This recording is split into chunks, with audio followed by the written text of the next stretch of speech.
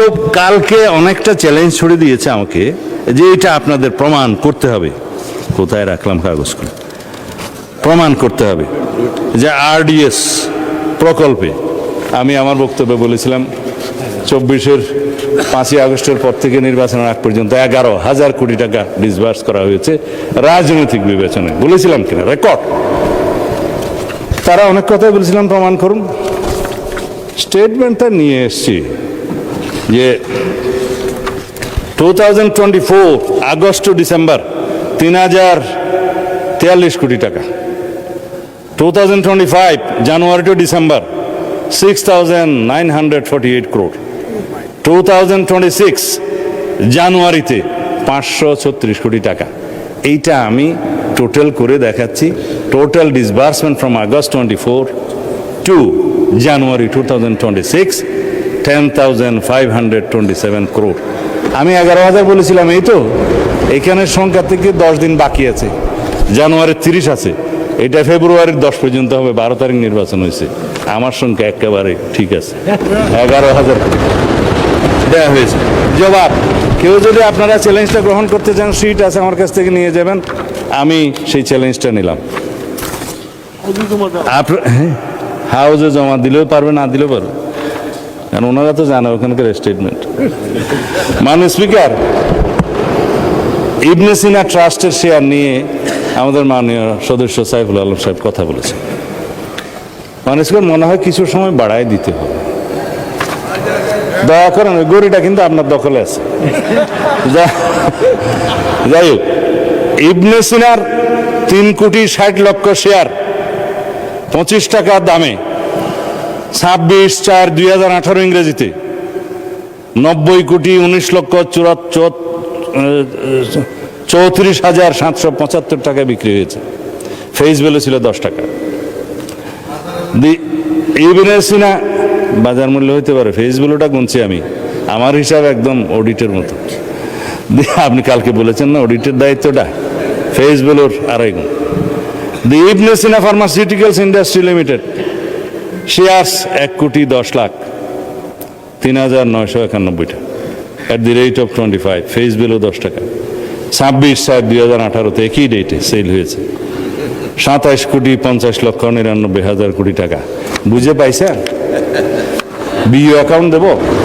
আচ্ছা, ঠিক আছে।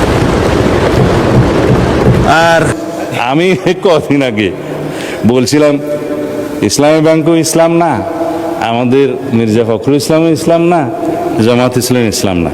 ফখরুল ভাই আমার উপরে একটু মাইন্ড করছে, যার জন্য আমি আজকে এটা নুরুল ইসলাম বলতেছি, যে নুরুল ইসলাম ইসলাম।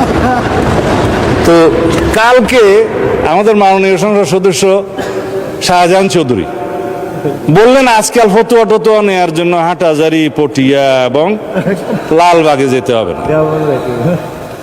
কোথায় যেতে হবে? সংসদে। কার কাছে? স্বরাষ্ট্রমন্ত্রীর কাছে। কয় মুফতি টুফতি আর লাগবে না, আর একটা কি যেন বলেছেন, ডট ডট দিয়েও বলেছেন। আমি তো কখনো বলি নাই যে জামাতে ইসলামী ইসলামী দল না, আপনারা নিজেরা নিজেরা টেনে আনছেন। তবে আপনারা কি রকম ইসলামী দল সেইটা একটু বলবো। আমি বলেছিলাম জামাত ইসলাম মানে ইসলাম না, ইসলাম ডিফারেন্ট। কিন্তু আপনি কালকে বলেছেন জামাত ইসলাম ইসলামী দল, এবং জামাত ইসলামকে জানতে হলে 100 বছরের ইতিহাস জানতে হবে। মানে স্পিকার, ঘাটাঘাটি করে দেখলাম জামাত ইসলামের জন্মই হচ্ছে 1941 সালের 26শে আগস্ট। মৌলানা সৈয়দ আবুল আলা মওদুদী তখন ব্রিটিশ ভারতের লাহোরে ইসলামিয়া পার্কে একটা সম্মেলনের মাধ্যমে এটা জন্ম দেন।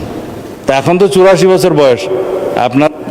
যাই হোক, এই 100 বছর তো নাই, এখন 84 বছর। 100 বছর হইতে হইতে আমি অন্তত বাঁচবে বলে মনে হয় না। তা এখন বলে ফেলি, হ্যাঁ বালাকোট এখানে নাই জনাব, এখানে আমি বলি। কিন্তু আপনারা 1947 দেশভাগের পরে জামাত ইসলামী হিন্দ নামে একটা শাখা হয়েছিল, কারণ আপনাদেরটা তো এটা অনেকটা আন্তর্জাতিক সংগঠনের মতো।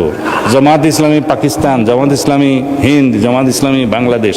কদিন আগে না কেবল আপনারা বাংলাদেশ শব্দটা আগে আনছেন, বাংলাদেশ জামাত ইসলামী আনছেন। এখন 1947-এর সময়ে আপনারা ইতিহাস বলছেন আপনারা পাকিস্তান চান নাই। এটা ঐতিহাসিকভাবে হইতে পারে, ভুল হইতে পারে। এখন 1971-এ ফির আপনারা বাংলাদেশ চান।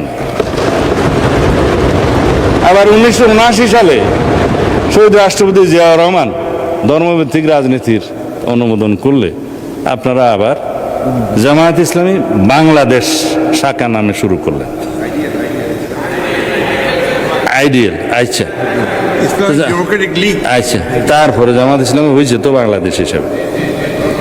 এখন আমি আর জম্মু কাশ্মীর আর আজাদ কাশ্মীরের 1953 আর 74-এ যাওয়ার দরকার নয়, ওখানেও দুইটা শাখা আছে।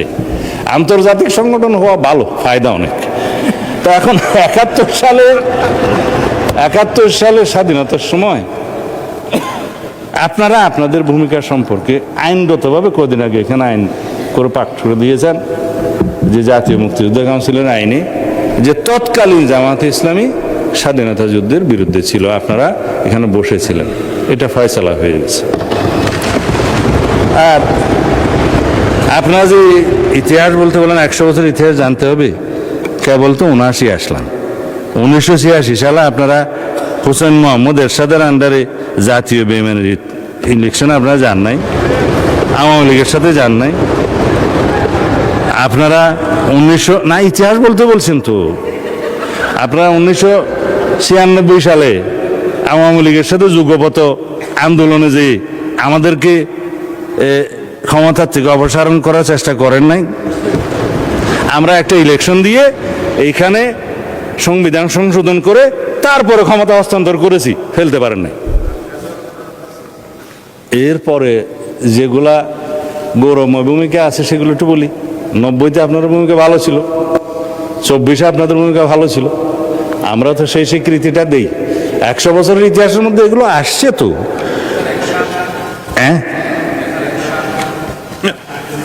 2001 সাথে ছিল, কিন্তু 7-এর পরে আপনারা যে একটু ঘোরাঘুরি করছেন সেটা পরে বলবো।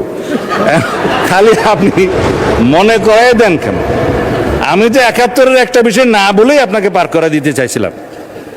আপনারা মালেক সরকারের সময়, গভর্নর মালেক সরকারের সময় পাকিস্তান, পূর্ব পাকিস্তানের সরকারে বাংলাদেশের স্বাধীনতা যুদ্ধকালীন চলার সময়ে জামাতের 2 জন সদস্য মন্ত্রিসভায় ছিল না? এই ইতিহাসটা আমি বলতে চাই নাই। হ্যাঁ, আব্বাস আলী খান শিক্ষামন্ত্রী, এম ইউসুফ রাজস্ব বিভাগের মন্ত্রী ছিল তো। আস্তে করে চাইছিলাম একটু এগুলো না বলি, আপনারা আবার শুরু। শাহ আজিজকে তো আমরা বুক ফুলে বলি, শাহ আজিজুর রহমানকে আমরা প্রধানমন্ত্রী বানাইছে আমাদের শহীদ রাষ্ট্রপতি জিয়াউর রহমান। অসুবিধা কি আমরা তো স্বীকার করি। হ্যাঁ হ্যাঁ, জামাত ছিল না তো, জামাত ছিল না। ঠিক আছে, সেই ডিবেট আপনারা করবেন, সেই ডিবেট আপনারা করবেন ফ্রম ইউর সাইড, আমরা করব না। তারপরে আপনি বললেন যে জামাত ইসলাম ইসলামী দল। ভাই সব জামাত ইসলাম ইসলামী দল আপনারা যখন বলছেন, অবশ্যই তো কি রকম ইসলামিক দল একটু পোস্টমর্টম করি।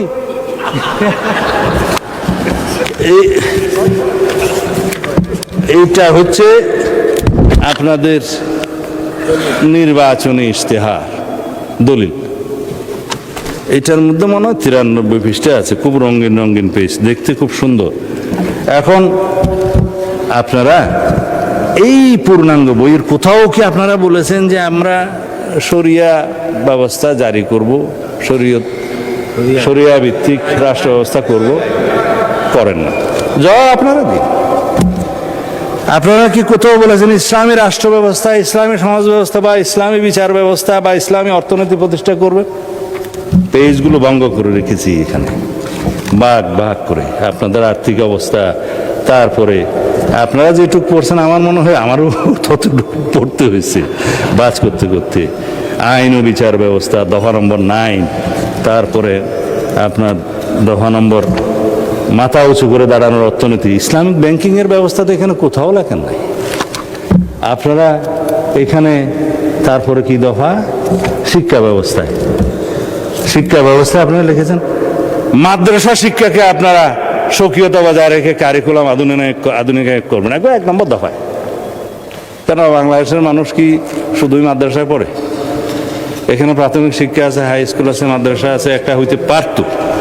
কিন্তু আপনারা টপ মোস্টে গেলেন এবং এখানে কোথাও শরিয়া আইনের কথা আপনারা বললেন না। ওই দফাতেও ধর্ম এবং নৈতিকতা পৃষ্ঠায় আপনাদের দফা 28, এখানে আমি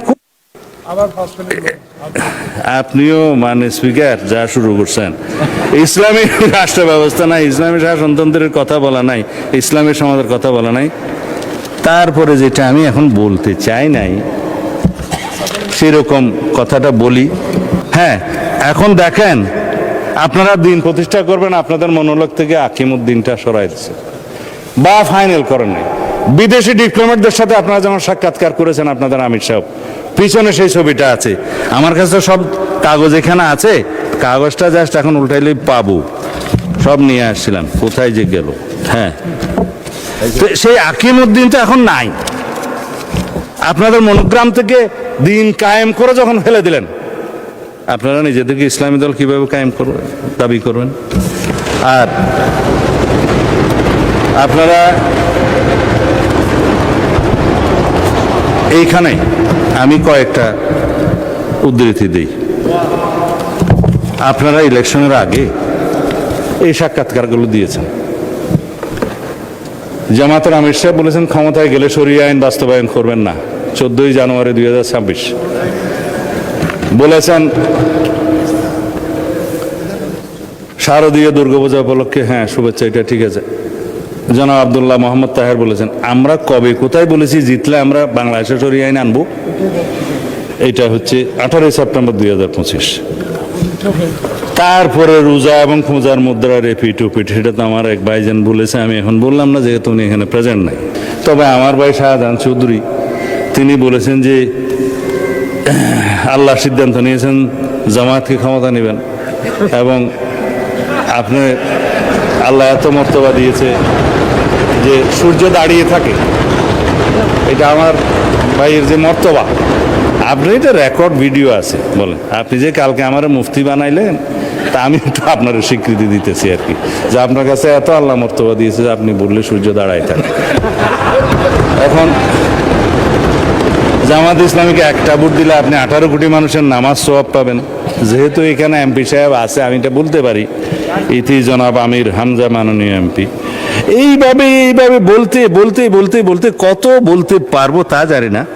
তবে আপনারা সর্বশেষ জেনে রাখুন, মওদুদি ইসলাম বনাম মদিনার ইসলাম নিয়ে একটা বই লেখা হয়েছে এবং যেগুলো আকাবির যারা মুরব্বীরা, কবির থেকে আকাবির আসছে আর কি, প্লুরাল, মওদুদি রচনাবলী প্রসঙ্গে আকাবিরদের পর্যালোচনা। এত কিছু বলবো না যেহেতু মাননীয় স্পিকার সময়ের দিক থেকে খুব কিপটামি করতেছে, সেই জন্য। হ্যাঁ জি। মাননীয় মন্ত্রী, জি। আমাদের সর্বশেষ বক্তা ছিলেন জনাব মির্জা ফখরুল ইসলাম আলমগীর। তো মাননীয় মন্ত্রী, এলজিআরডি মন্ত্রী বক্তব্য রাখবেন না, ওনার জন্য 30 মিনিটস বরাদ্দ ছিল। তো উনি আপনার জন্য স্যাক্রিফাইস করেছেন সেই 30 মিনিটস। 30 মিনিটস অ্যাড করা হলো আপনার জন্য। ওটা গেছে।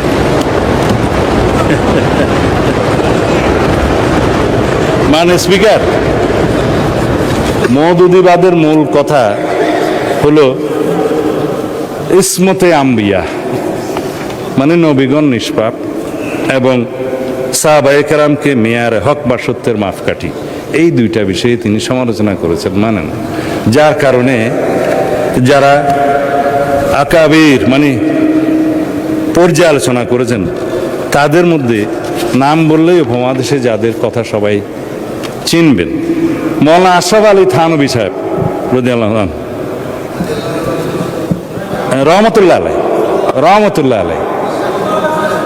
আর ভাই স্লিপ অফ টাং তো হইতেই পারে, তবে মোটামুটি আরবি কিছু জানি। রহমতুল্লাহ আলাই রাদিয়াল্লাহু আনহু সাহাব ইয়ের ক্ষেত্রে, সাহাবীর ক্ষেত্রে ঠিক আছে। আপনারা সবাই জামা কাপড়ে মৌলানা আর কি, আমরা কোট শুট পরে মৌলানা। দ্বিতীয় হচ্ছে শাইখুল ইসলাম হযরত মৌলানা হুসাইন আহমদ মাদানী রহমতুল্লাহ আলাই, হযরত মুফতি কিফায়াতুল্লাহ দেহলভী, মোহাম্মদ হযরত মৌলানা তৈয়ব সাহেব মহতমিম দারুল উলুম দেওবন্দ, মৌলানা আব্দুল লতিফ মহতমিম মাজহারুল উলুম সাহারানপুর, মাজার শাইখুল হাদিস মৌলানা জাকারিয়া সাহারানপুর, এইভাবে বলতে বলতে আরো অনেক বলতে পারি, সময়টা চলে যাবে। তাদের সবার অভিমত হচ্ছে এই বক্তব্য যদি মোল্লা মওদুদী সাহেবের না হয়ে থাকে ঠিক আছে, যদি প্রতিষ্ঠিতভাবে হয়ে থাকে তাহলে আপনাদের বক্তব্য প্রয়োজন। সেই হিসাবে তারা বাংলাদেশে তো রীতিমতো আমাদের মুরব্বী মোল্লা মহিবুল্লাহ বাবুনগরী পরিষ্কার বক্তব্য দিয়েছেন যে জামায়াতে ইসলামী কোনো ইসলামী দল নয় এবং তারা ইসলামের ক্ষতি করছে। এগুলো আমি বলছি না, আপনারা যেহেতু পাতা উল্টিয়েছেন সেজন্য আমাকে বলতে বাধ্য করেন। আমার মতামত নয়, তবে আপনারা ইসলামী দল, আপনারা নিজেরা দাবি করেন। কি রকম ইসলামিক দল সেইটুকু শুধু আমি কিছুক্ষণ আগে একটু বয়ান করছিলাম। সুতরাং যেখানে আপনারা আকিমউদ্দিন প্রতিষ্ঠা রাখতে পারেন না, সরিয়ে ফেলেছেন, আবার আনলেও আনতে পারেন, অসুবিধা নাই, এটা বুটের জন্য হয়তো সরাইছেন। আর আপনারা কোথাও সরিয়ে আইন বাস্তবায়ন চান না। আপনারা ইসলামী ব্যাংকিং প্রতিষ্ঠার কথা আপনাদের ইশতেহারে বলেন নাই। আপনারা ইসলামী সমাজ ব্যবস্থা, ইসলামী অর্থনৈতিক ব্যবস্থা, ইসলামী বিচার ব্যবস্থার কথা কোথাও বলেন নাই। তাহলে আপনারাই বলুন ভাই সাহেব, আপনারা কি রকমের ইসলামিক দল? এইটা আমাদের জানতে ইচ্ছে করে। এটা কোনো বিতর্ক নয়, এটা বিতর্কটা আপনারা তুলেছেন বলে আমাকে জবাবগুলো দিতে হয়েছে। তো এই ফতোয়া দেওয়ার জন্য ফতোয়া আলমগীরিও মুখস্থ করতে হয় না, মুহাদ্দিসও হতে হয় না, পটিয়া হাটাজারিতেও যেতে হয় না, এগুলো সাধারণ জ্ঞান। তা আশা করি বাংলাদেশের জনগণের সাথে আপনারা ট্রান্সপারেন্টলি, স্বচ্ছভাবে আপনারা যা তাই আপনাদেরকে প্রকাশ করবেন। আপনারা যা নন সেইটা নিয়ে আপনারা জনগণের সামনে অবশ্যই কোনো রকমের দ্বিচারিতা করবেন না। আমি প্রতারণা শব্দটা বলি না, কারণ এটা একটা আনপার্লামেন্টারি ওয়ার্ড। তা আমি এই 9:30 পরেও যদি বক্তব্য দিই তাহলে পরে অনেকেই বিরক্ত হবে। আমি মাননীয় স্পিকার, এটা একটু অসুন্দর দেখে, আমি আপনার ধন্যবাদ।